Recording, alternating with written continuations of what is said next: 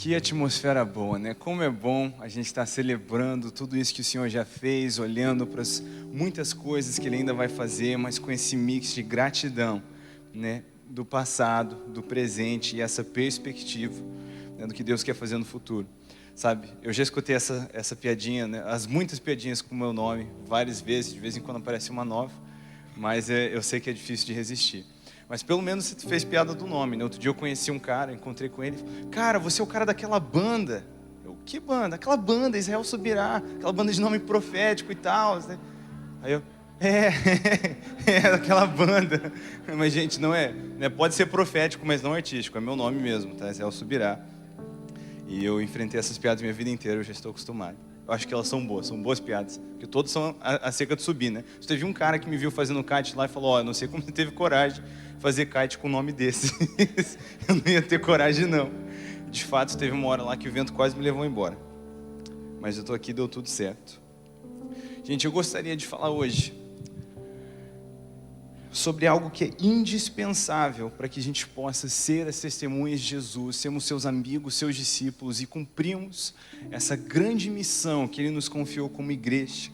Essa é uma peça indispensável do quebra-cabeça que o próprio Jesus chamou do mais importante. Olha para a pessoa que está ao seu lado e diga, o mais importante. Eu gostaria que você abrisse a sua Bíblia em Marcos, no capítulo 12, versículo 28.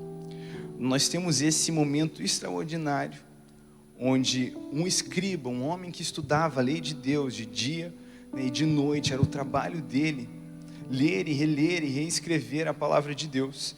Esse homem, ele vê Jesus ensinando, e com um coração tão cheio de admiração pelo que Jesus está dizendo, ele decide fazer uma pergunta para Jesus, né, que é aquela pergunta que muitos de nós, a gente sonha, às vezes a gente até faz brincadeira, né? Se você tivesse uma pergunta para fazer para o Senhor, que pergunta você faria?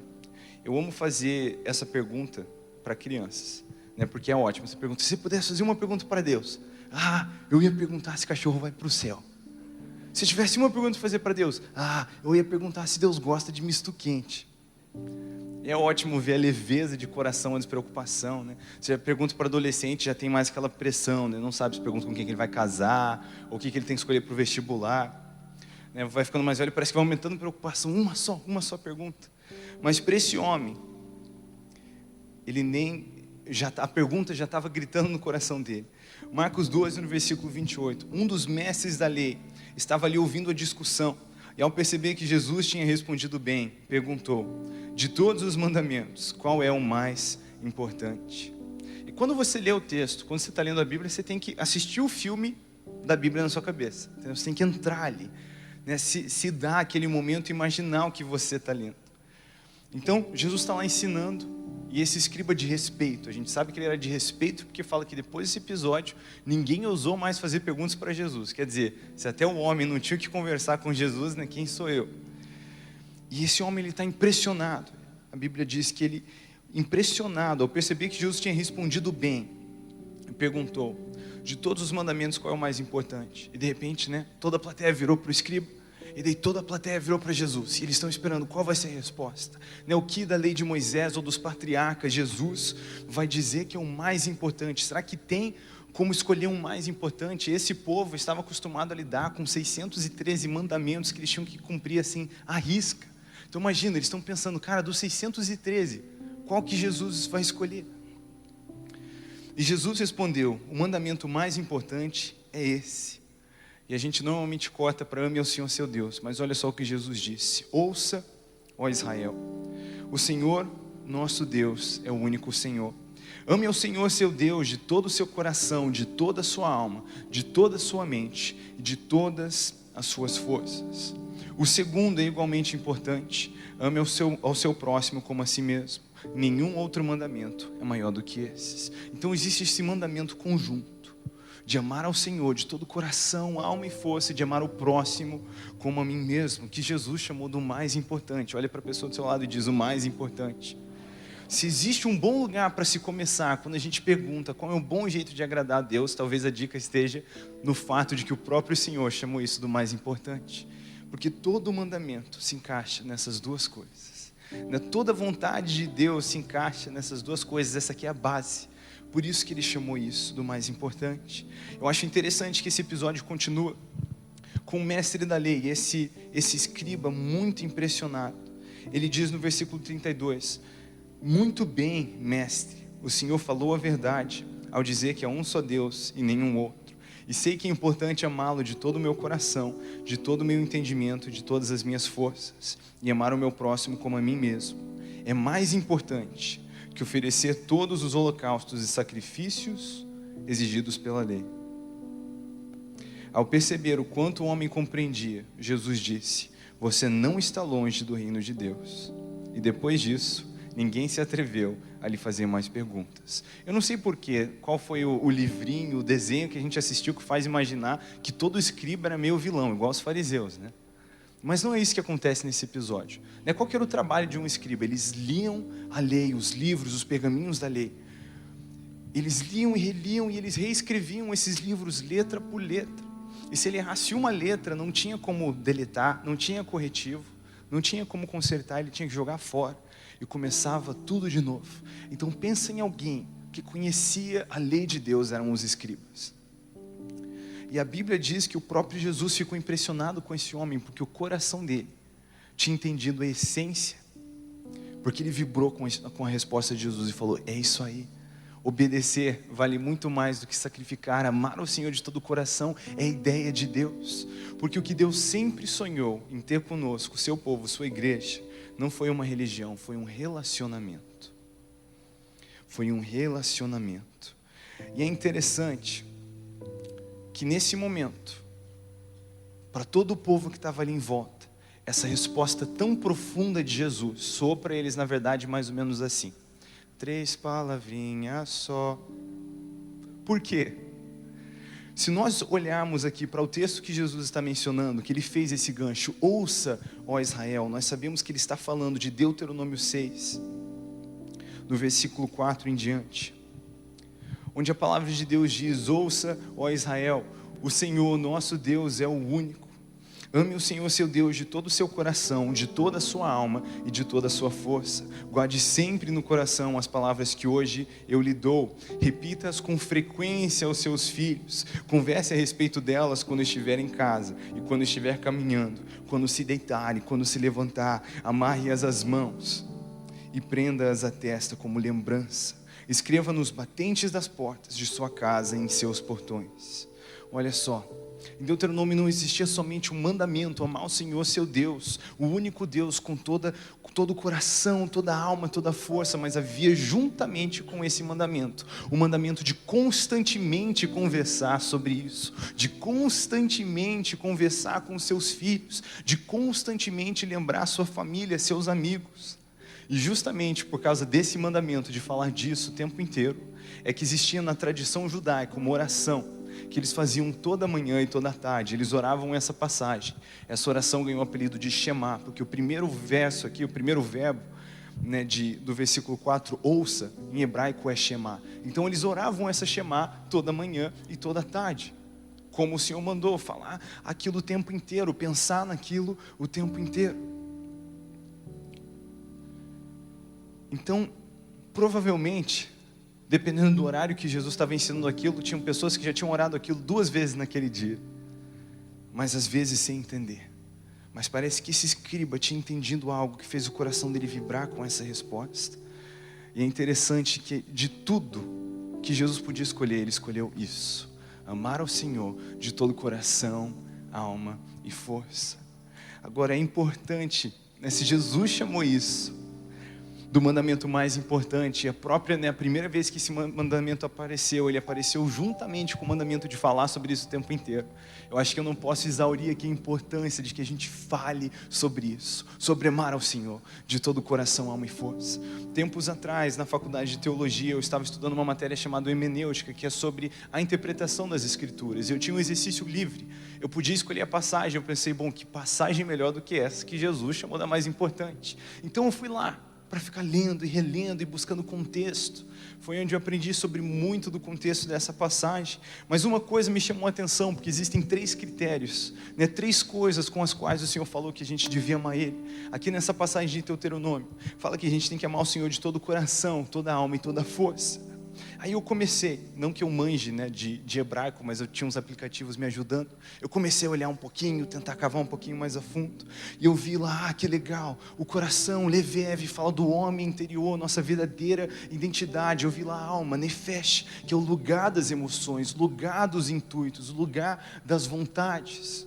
Né, tudo no tocante do que eu sou e do que eu tenho que amar ao Senhor. Mas quando eu cheguei em força, fiquei muito surpreso, porque o que nós traduzimos como força é, na verdade, um advérbio de intensidade.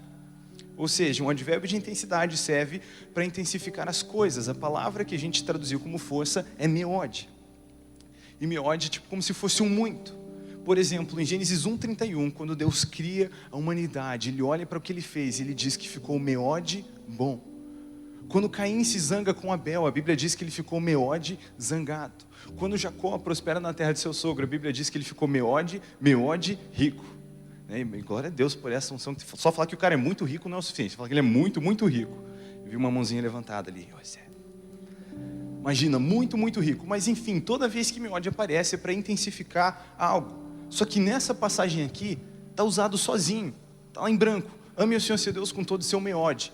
Como se a Bíblia estivesse dizendo, ame o Senhor seu Deus com todo o seu muito, toda a sua muitice, todo o seu muito reticências, ou tipo, todo o seu muito underline. Aí, eu na hora que eu encontrei isso, a primeira coisa que eu fiz, eu comecei a procurar todas as vezes que essa palavra aparecia na Bíblia, para ver se tinha algum outro momento onde isso aconteceu. E isso não aconteceu em nenhum outro lugar. A única vez que essa palavra foi usada sozinho, foi aqui nessa passagem. Aí eu fui lá na internet, comecei a caçar estudos sobre isso, encontrei um vídeo muito legal do Bible Project, que eles fazem vídeos, né, falando das escrituras, inclusive legendados e alguns até traduzidos em português, que são muito legais, e tinha exatamente aqui um estudo sobre essa palavra. E eu comecei a assistir aquele vídeo, e aí o professor lá que estava ensinando, o pastor falando sobre isso, falou exatamente dessa discrepância aqui, do fato de que esse advérbio de intensidade estava sendo usado sozinho nessa passagem.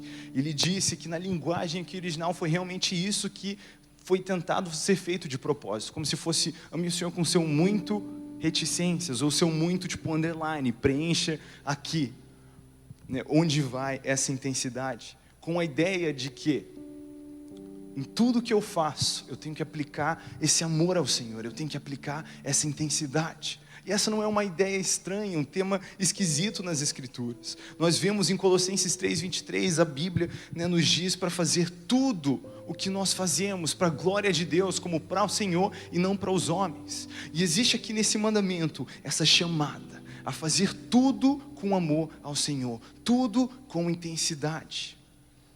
E o que nós precisamos entender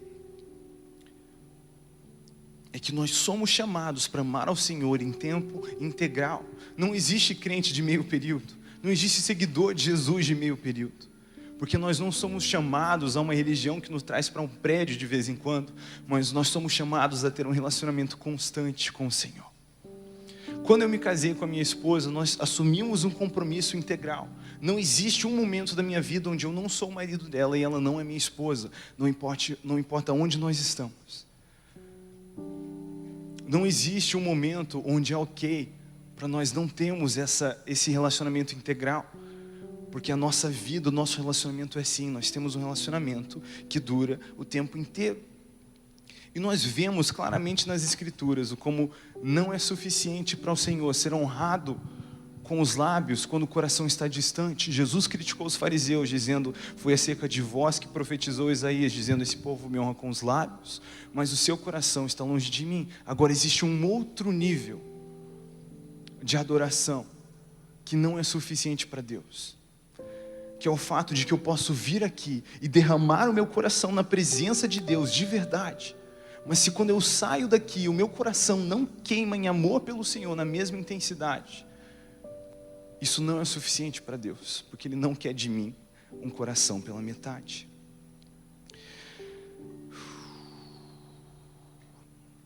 Em Amós 5, a partir do versículo 21, se eu não me engano, o Senhor, através do profeta, está criticando ali o seu povo. Ele diz, longe de mim com suas canções, a sua música é como ruído aos meus ouvidos. Eu não aguento mais as suas assembleias solenes, eu não aguento mais as suas ofertas de cereal. Parece que esse povo está fazendo tudo, que é um baita de um cultão. Mas o Senhor diz, longe de mim com isso, ao invés disso, eu quero ver justiça fluindo como um rio na sua cidade. Porque o Senhor diz, não é suficiente para mim que você derrame o seu coração aqui dentro, mas que você saia desse lugar sem me amar. Porque não foi esse o plano de Deus, nunca foi algo que é parcial, mas algo integral. Algo integral. Ao mesmo tempo, em contraste disso, para dar nó de cabeça na gente, a gente tem Provérbios 11, no versículo 1, onde o Senhor diz que a balança desonesta é abominável para Ele, mas que o peso justo é o seu prazer. Prazer, o seu deleite. Peraí, como assim Deus pode olhar para o culto de uma galera e falar, longe de mim desse culto, mas olhar para o comércio de um homem e falar, essa foi boa, esse aí me deu prazer.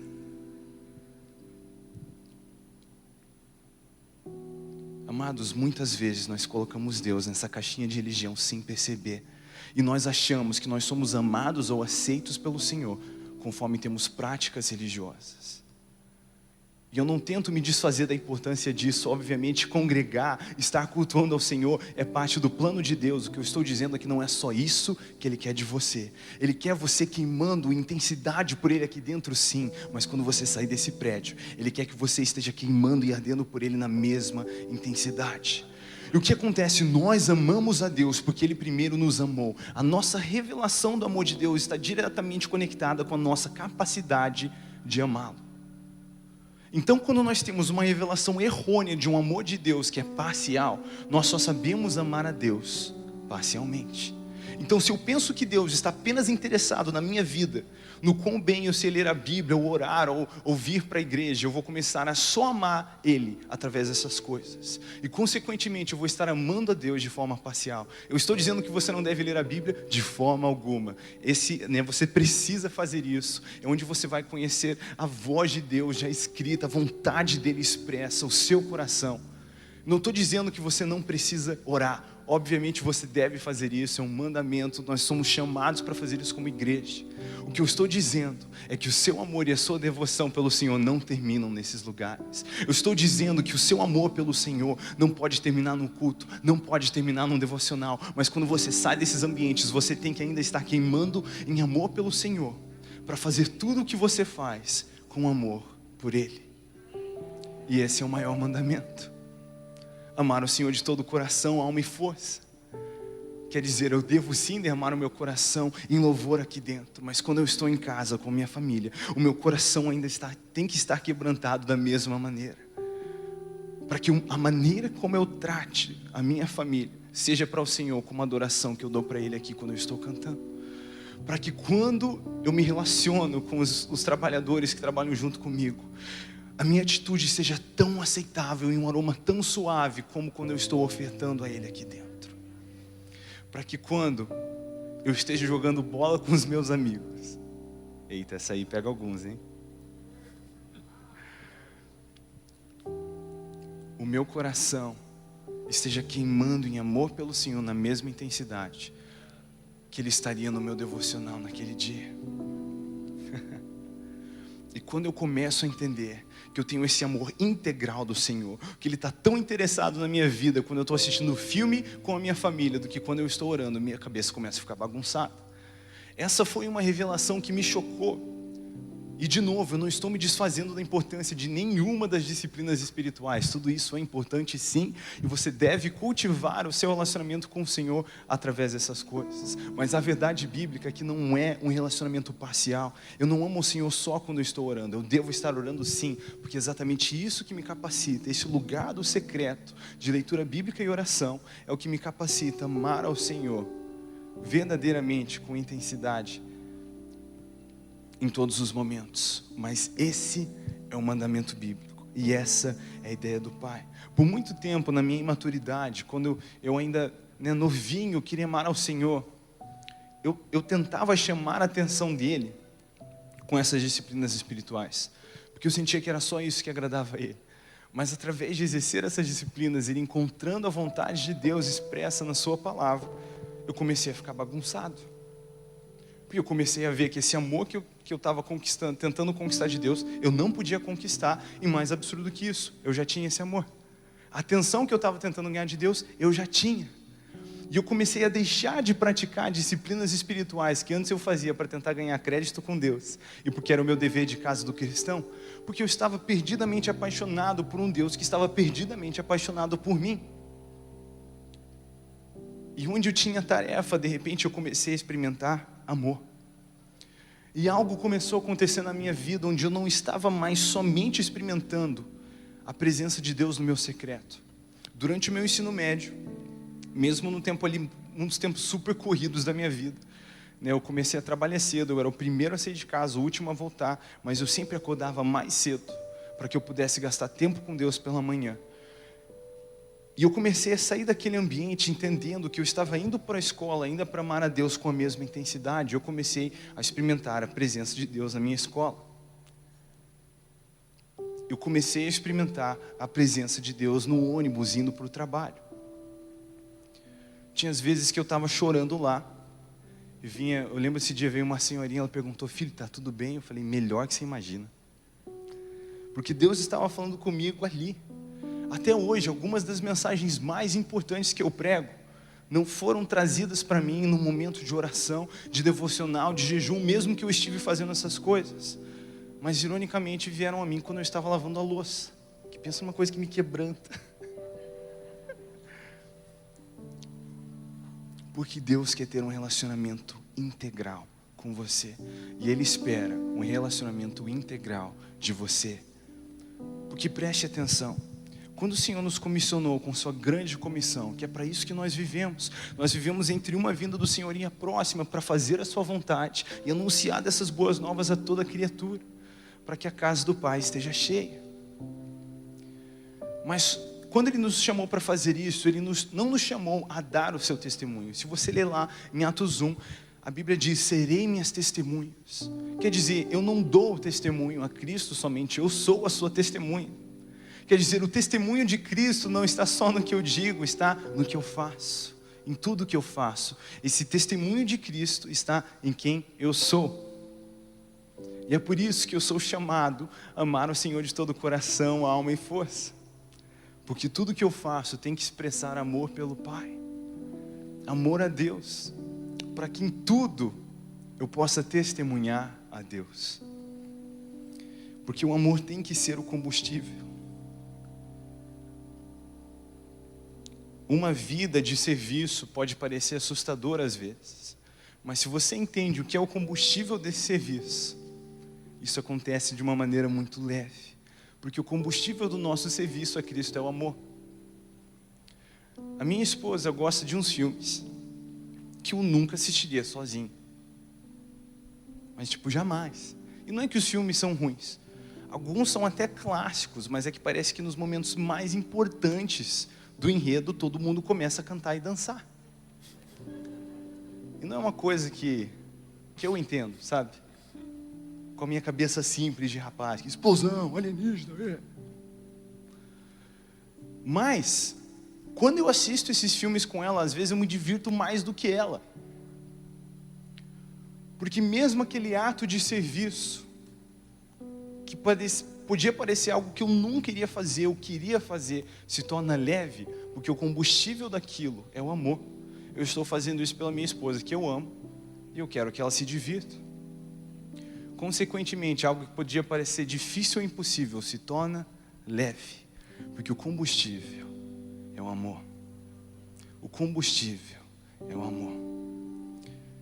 Quer dizer, eu sou chamado para trabalhar como para o Senhor e não para os homens. O que isso quer dizer? Quer dizer que eu não trabalho pelo meu salário.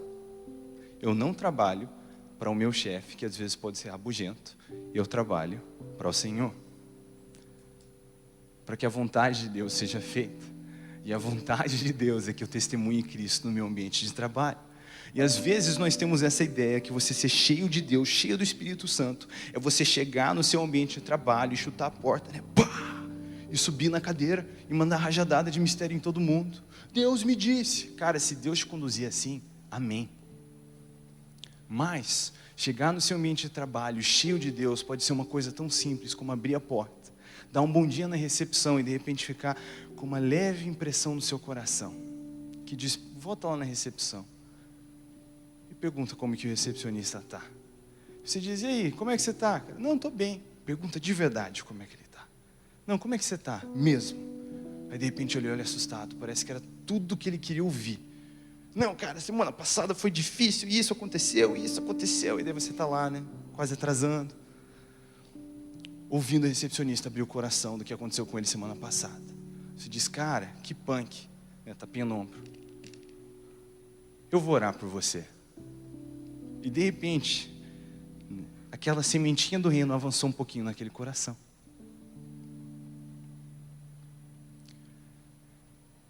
E de repente, seus colegas de trabalho estão orando para você, dizendo, cara, o que você tem? Você não é normal.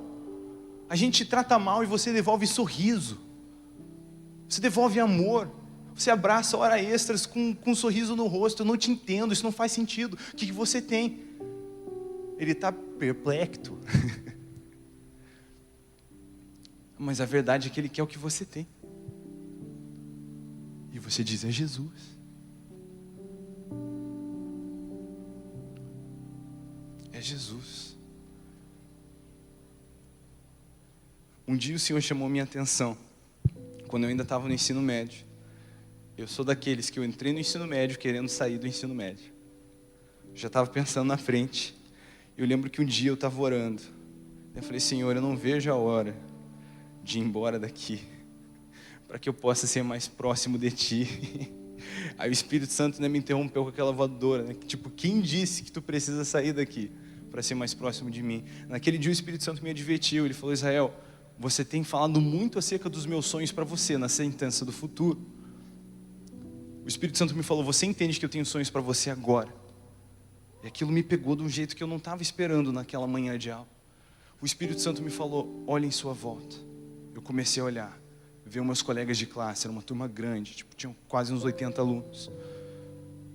E de repente eu parei de ver colegas de classe, comecei a ver um campo missionário, porque o Espírito Santo me disse, eu te trouxe aqui por causa deles. De fato, eu nem escolhi para aquela escola, eu tinha tentado ir outra, e no dia que eu estava indo fazer a prova do processo seletivo, eu barrei com meu pai na porta, tipo, em pé às 5 da manhã. Eu tinha acabado de voltar de viagem no outro dia, tipo, às 3 da manhã, então não era normal ele estar de pé. Meu pai é daqueles caras que demora para acordar, ele estava lá. Ele falou, filho, você não vai fazer essa prova. Pai, eu posso perguntar por quê? Ele falou, Deus me disse que... Deus me acordou para vir aqui falar para você que esse não é o lugar. Eu falei, beleza, se Deus falou contigo. Não entendi na hora. Fiquei um pouquinho ofendido. Eu falei, Deus nem falou comigo, né? Direção errada, pá. Mas tudo bem, né? Mas eu fui submisso, eu fui obediente, honrei o meu pai. E eu fui para essa outra escola que eu não tinha escolhido ir. E era nesse lugar que o Senhor estava me falando, eu te trouxe aqui por causa deles. E de repente eu comecei a ver esse campo missionário. Naquele dia foi constrangedor. O Senhor falou, você tem vindo para esse lugar fechado, pensando em sair daqui, não te entendendo que eu te trouxe para cá e que você tem um serviço a fazer aqui dentro. Naquele dia eu me arrependi, eu pedi perdão ao Senhor e eu pedi para Ele, me ajuda a ser usado aqui do jeito que você me trouxe para ser. E eu entendi que eu estava sendo chamado a ser uma testemunha ali dentro e que o meu combustível precisava ser o amor para o Senhor. Que poucas pessoas sabem, minha esposa sabe muito bem que a minha motivação acadêmica termina bem rápido. Bem rápido. Quando eu saí de casa, meu pai, eu estava indo para a faculdade, saindo morar fora, meu pai falou, para a faculdade, Colossenses 3:23. Meu pai sabia que minha motivação para agradar o professor não era o suficiente para me fazer querer ter boas notas. Ele apelou para Colossenses 3:23, que tudo que eu fizer tinha que ser para Deus. Eu falei, entendi, pai, entendi o recado. Já teve dias que eu no meio de viagem, que eu ainda estou cursando faculdade, fazendo isso online, eu pensando, não vai dar tempo de entregar o trabalho. E o Espírito Santo perguntou, não vai, é? Aí eu pensei que eu fosse dormir. Mas eu comecei a, naquele ambiente, fazer tudo na maior intensidade que eu podia em amor ao Senhor. E cara, algo começou a acontecer naquela escola. Eu lembro desse dia, eu estava andando lá, um cara chegou correndo para mim. Falou, Israel, eu quero aceitar Jesus. Eu tomei um susto. Sabe o peixe pulando dentro do barco? Falei, mano, o que te faz fazer isso? Porque eu não tinha sentado com ele 40 minutos para explicar pontos da salvação. Eu não tinha pregado ali. E ele começou a chorar. Falou: Israel, eu estou estudando com você já tem quase 2 anos. Isso já tinha sido depois daquela experiência que eu tive com o Senhor. Há quase 2 anos. E eu sei que sua vida teve seus altos e baixos, mas você entra nessa sala de aula todo dia com o mesmo sorriso, ao ponto que me irrita. Ele falou: eu estou cansado de procurar por significado na minha vida. Quanto mais eu faço isso, mais eu me afundo nesse poço que eu estou. E ele começou a chorar mais. Ele falou: eu preciso de algo real, eu preciso do seu Jesus. E ele orou e confessou o Senhor Jesus como Salvador ali mesmo na escola. Ele não quis nem esperar, porque eu estava sendo uma testemunha quando eu deixei de ser um estudante por notas e comecei a ser um estudante por Cristo. Eu comecei a testemunhar os meus professores através disso. Eu lembro que os meus alunos, os colegas de classe falavam: mano, tu é muito estranho, você fica puxando papo com o professor. E eu direto ia lá e sentia: vai, conversa, pergunta sobre isso. E o que acontece? Amar ao Senhor em todas as coisas não é só fazer tudo com excelência para Ele. Esse é sim um dos fatores. Mas quando você está fazendo algo por amor por alguém, adivinha quem você está pensando? Então não é só fazer as coisas com excelência para Cristo, mas é fazer as coisas com uma cabeça aberta para o que Cristo quer fazer.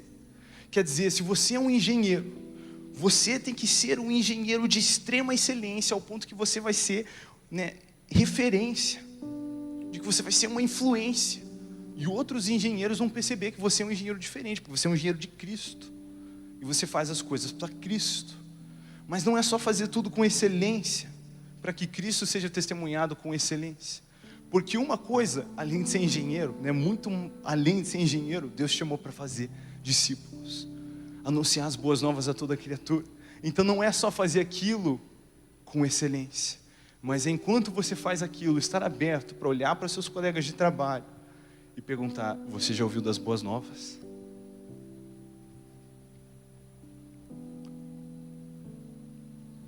E quando nós vivemos desse jeito, nessa intensidade, que é desafiadora, porque é devolver amor para pessoas que te maltratam, é agir com um sorriso no rosto quando você sente que está todo mundo te menosprezando, é às vezes aguentar coisas que você pensa que você não aguenta na sua família.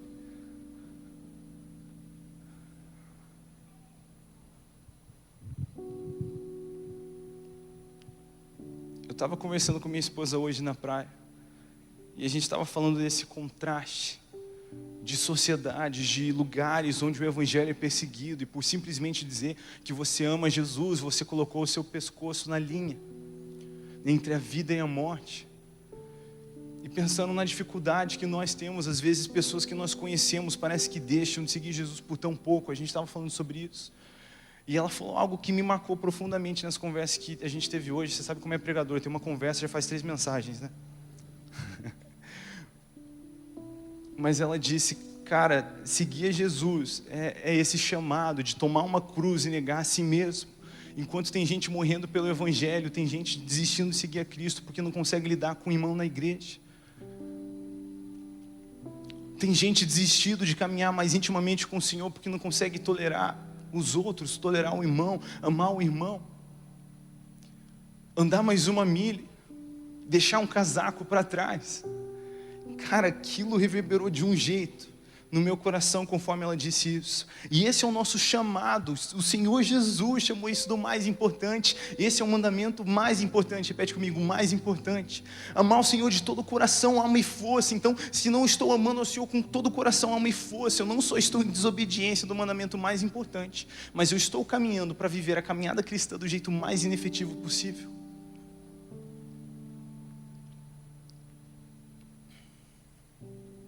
E eu sei que essa palavra parece pesada, mas a verdade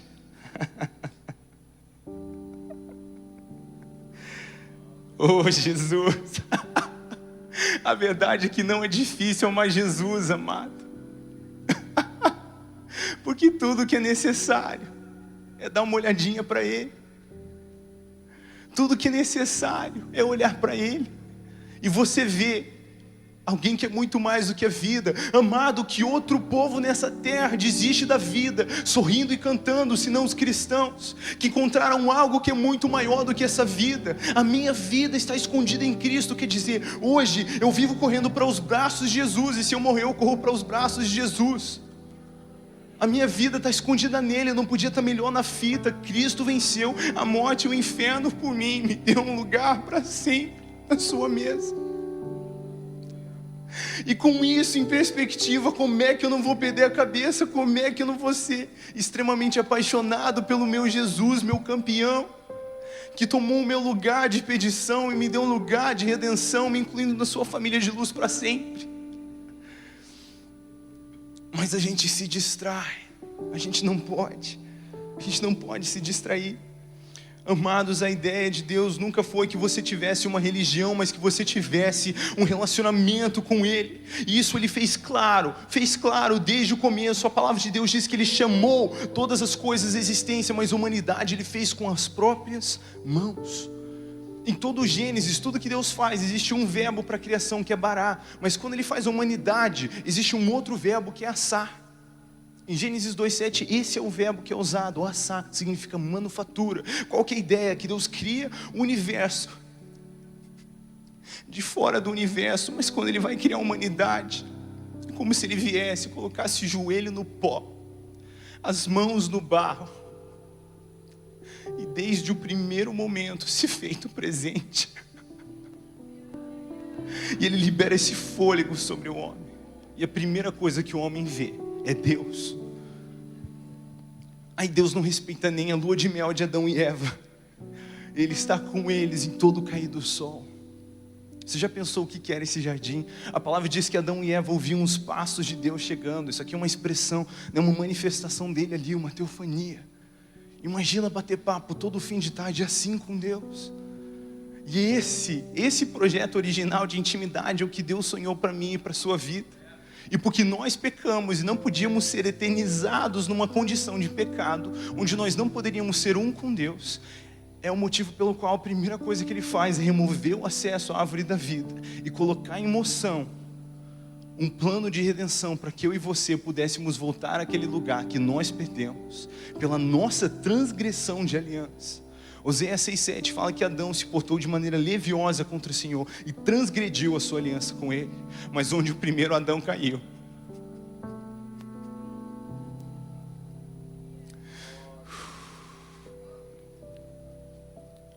o segundo nos trouxe um novo tempo. E agora nós temos essa incumbência de fazer tudo o que fazemos em amor por Ele. E amados, o amor tem que ser o combustível, tem que ser a nossa motivação. Porque eu não sei você, eu não consigo encontrar outro motivo para sorrir para gente que me machuca, senão o fato de que Jesus me perdoou de muito mais. Eu não sei você, eu não consigo encontrar outro motivo para devolver amor para pessoas que me maltratam. Mas Jesus fez isso por mim. E se eu sei que eu estou fazendo isso por Ele, eu vou encontrar essa motivação. Se o amor é o combustível, eu vou conseguir fazer isso. De novo, a ideia de Deus sempre foi ter um relacionamento com você. Entenda, todas essas coisas que eu estou dizendo, eu não estou falando contra disciplinas espirituais, elas são de extrema importância. Eu estou dizendo que não é isso somente que o Senhor quer de você. Ele não quer o seu coração num só momento, Ele quer o seu coração o tempo inteiro. Ele não quer o seu amor sendo derramado na presença dEle por um só momento, Ele quer que você viva assim.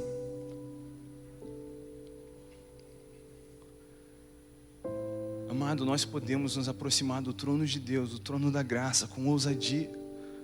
Sabe o que é isso? Não tem hora marcada. A gente entra na presença de Deus como filhos.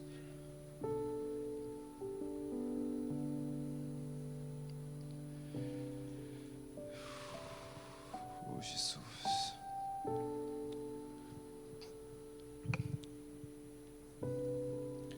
E aí nós temos um velho instinto, que é a última coisa que eu quero abordar nessa mensagem, que é se esconder atrás de Moisés. Em Êxodo 20, no versículo 18, no capítulo anterior, no 19, o Senhor tinha feito claro a sua vontade de descer e falar com todo o povo. É isso que ele diz para Moisés: eu vou descer e vou falar com todo o povo. Mas em Êxodo 20, no versículo 18, quando o Senhor chega e o povo vê os relâmpagos, os trovões, o clangor de trombeta, a fumaça, o preço que se precisa pagar de intimidade, colocar sua vida em dia, estar em santidade para se aproximar da presença de Deus, a seriedade, o compromisso, quando eles começam a ver isso tudo, eles dizem: Moisés, por que você não vai lá, troca uma ideia com Deus e traz para nós o que Ele está dizendo? E o povo se escondeu atrás de Moisés, mas a ideia de Deus era falar com todo o povo.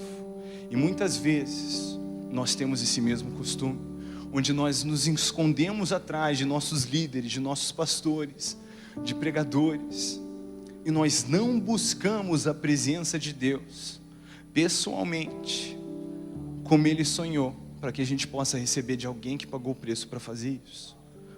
Amados, eu não estou falando contra você aprender com o seu pastor, isso é uma ideia de Deus. Não estou falando contra você ouvir pregações e vídeos, né? Isso é muito bom. É muito bom que você faça isso.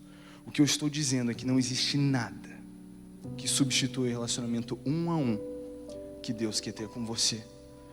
O amor pela presença de Deus não é terceirizado a pastores, ministros, líderes de louvor.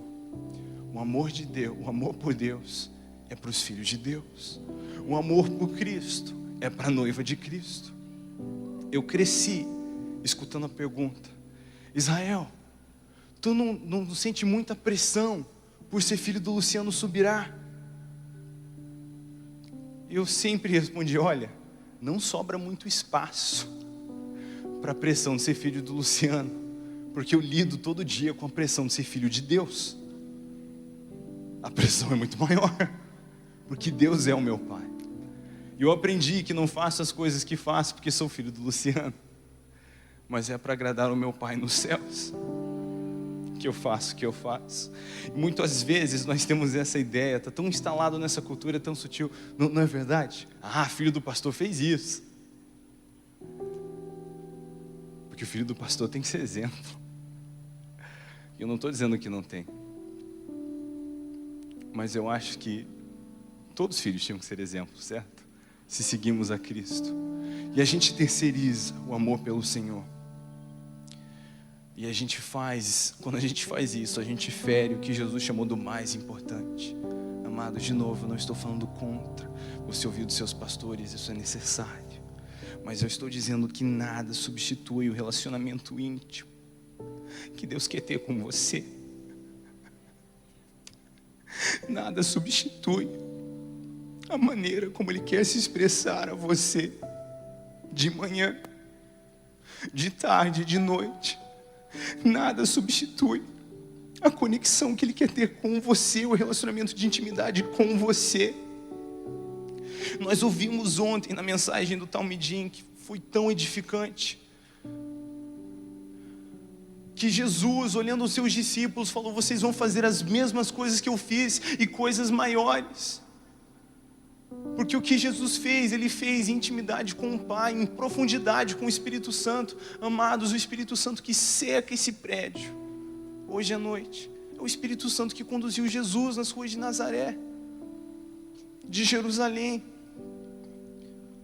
É o mesmo Espírito Santo. João 3,34 diz que Deus não distribui o seu Espírito por medida. O Espírito Santo não é algo, Ele é alguém. Ele é uma pessoa, e a pessoa de Deus mora dentro de nós. Você já parou para pensar nisso? Hoje de manhã você acordou e Deus estava no quarto com você. É um escândalo. É tão maravilhoso, às vezes a gente até esquece. Mas fala sério, é um motivo de feriado universal, não é nem nacional, entendeu? Deus estava no seu quarto de manhã hoje, quando você acordou.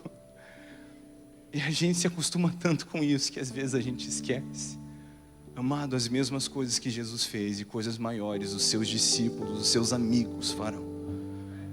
Se caminhando na intimidade com o Pai e com o Espírito Santo. Você tem que entender que uma coisa que Deus tem para a sua vida, Ele já fez claro. É que você o ame de todo o coração, de toda a alma e de toda a força. E que em tudo que você faz, a maneira como você trabalha, a maneira como você descansa, a maneira como você trata a sua família, a maneira como você trata as pessoas que te irritam, que tudo isso seja feito em amor por Ele. Assim, refletindo a Ele. Porque esse amor é contagiante. É esse amor que faz as pessoas olhar e gritar: pelo amor de Deus, o que você tem? O que você tem? Eu não sei se meu sogro ia contar essa história, mas eu já vou contar antes, desculpa se você fosse. Mas ele tem uma história sensacional. Eu queria te convidar a ficar de pé já, prometo que eu estou quase acabando. Mas ele tem essa história sensacional de quando ele estava, na faculdade. Um dia ele estava lá no busão, eu não sei se ele estava com fone de ouvido, mas ele estava lá, tão cheio de Jesus, tão sorridente. E de repente um cara chegou para ele e falou: cara, o que tu tá usando? Aí ele até ficou confuso. Ele disse: como assim? O que tu tá usando? Eu quero usar isso aí também. Aí ele se tocou. Ele falou: cara, é Jesus.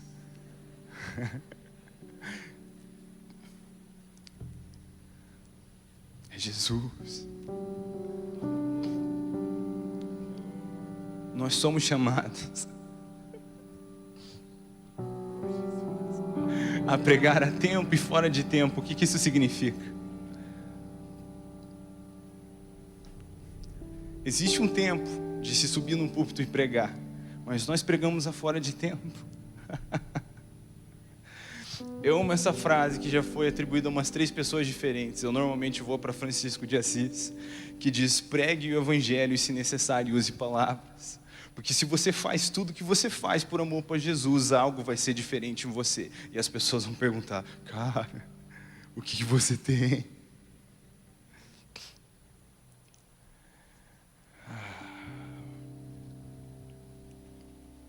Nesse novo tempo que o Senhor tem para essa casa, eu acredito que vocês vão ver e viver uma expansão nova, como vocês nunca viram. Que vocês vão testemunhar de um jeito que vocês ainda não fizeram antes. E que novas coisas serão feitas nessa casa. Mas no meio de tantas coisas novas que o Senhor vai fazer hoje, nessa noite, o Espírito Santo está te chamando para se lembrar e se apegar de uma velha verdade, de um velho mandamento. Que conforme as novas coisas cheguem, vocês não se percam a essência daquelas primeiras reuniões.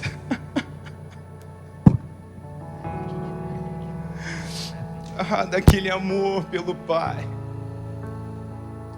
E que de fato cada um de nós possamos caminhar nesse mandamento que Jesus chamou do mais importante, de amar ao Senhor com todo o coração, alma e força. Paulista. E fazendo isso, amar os nossos próximos como a nós mesmos. Porque quando eu amo a Jesus e quando eu olho para Ele, eu vejo o jeito que Ele ama e serve os outros.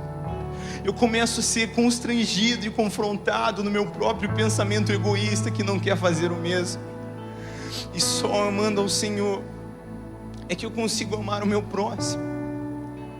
E essa verdade tão simples, é o segredo da dominação global. Tudo cai nisso, a grande comissão, o discipulado, tudo cai nisso. Porque se não fazemos isso para o Senhor, para que fazemos isso? Mas se fazemos isso para o Senhor, por que não fazer isso do jeito que agrada a Ele? Com amor pelo Senhor. Com amor pelo Senhor.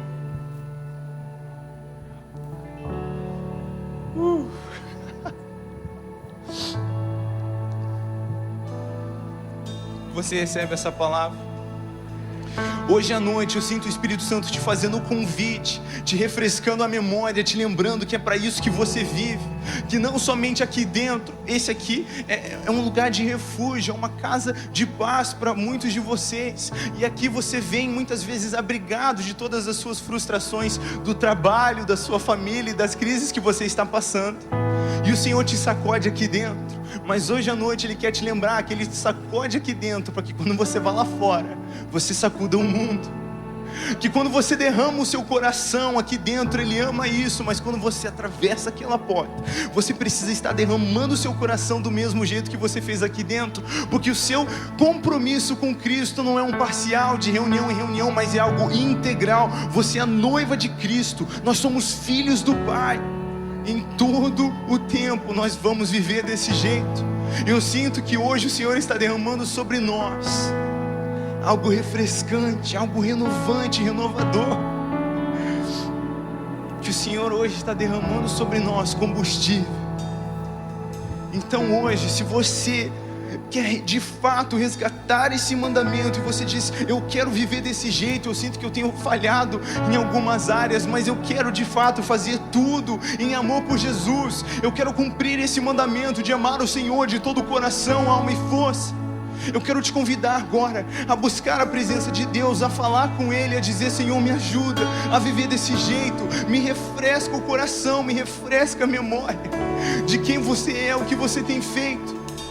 Jesus, me deixa te ver, dar aquela olhadinha para você, e eu sei que eu não posso viver do mesmo jeito. Senhor Jesus, nós te damos graça pelo seu tão grande amor e tudo que o Senhor faz por nós, por tudo que o Senhor é, pela sua graça e misericórdia que não tem fim. Senhor Jesus, nós te amamos porque o Senhor primeiramente nos amou, e o Senhor não nos amou de maneira parcial, o Senhor não nos ama de maneira egoísta, de maneira que desiste fácil. O Senhor nos amou até a morte, e morte de cruz. E além disso, o Senhor nos amou até as profundezas, para que um dia nós pudéssemos fazer parte da sua família, Deus. Para que um dia nós pudéssemos fazer parte da casa do Pai e ter um lugar na sua mesa que nós não poderíamos de forma alguma obter ou alcançar. Nós te damos graça, Jesus. Pedimos que sejamos cheios de fato do seu Espírito para fazer tudo o que fazemos com amor. Que todo o coração, alma e força que nós temos possa ser empenhados em te obedecer e cumprir tua palavra, teus mandamentos e a tua vontade. Senhor, que a gente acorde pensando em Ti, que a gente vai dormir pensando em Você, que a gente sonhe contigo. Nós queremos ser uma noiva apaixonada.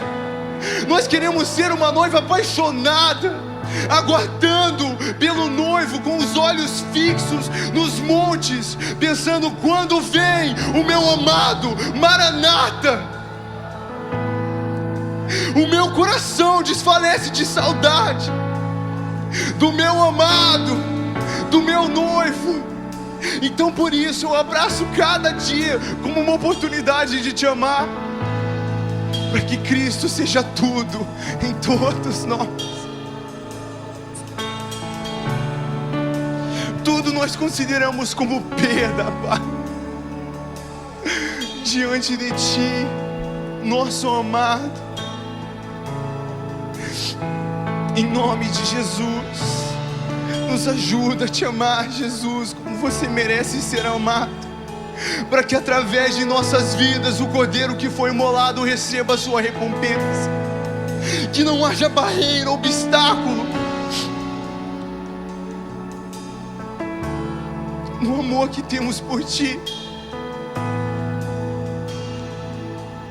Que nem a vida, nem a morte estejam no caminho do nosso amor por Ti, como não estiver no caminho do Seu amor por nós.